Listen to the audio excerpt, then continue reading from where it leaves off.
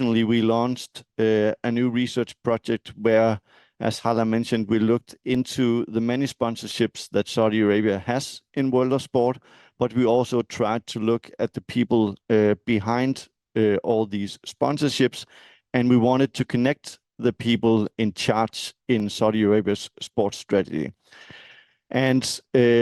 one of the things that we found out, which comes great in line with what Joey Scher from Human Rights Watch just mentioned, is that the Public Investment Fund,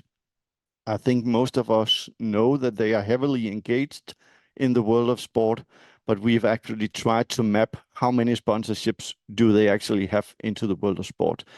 And we found that the Public Investment Fund has either a direct sponsorship or between a subsidiary, that could be NEOM, for an example, which was mentioned earlier at the conference. It could be the Savai Games Group, another company under NEOM, and they have around 140 sponsorships, which comes directly from the Public Investment Fund.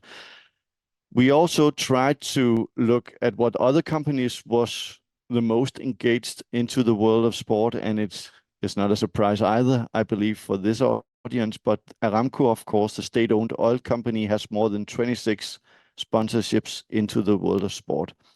And I must stress that these numbers are only the minimum. I mean, we have not scraped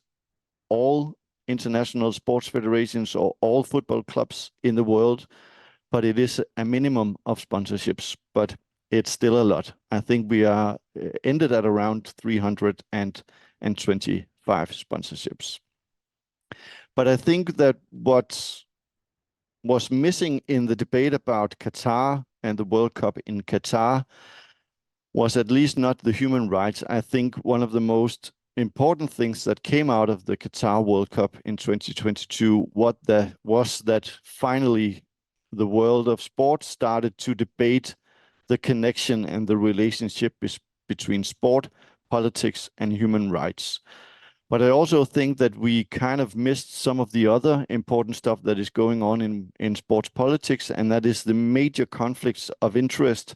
that we see when autocratic regimes like Saudi Arabia, Qatar, China, Russia, and others start to invest in world of sport, is that there's no distinction in these countries between sport and politics. The same people that run the sports organizations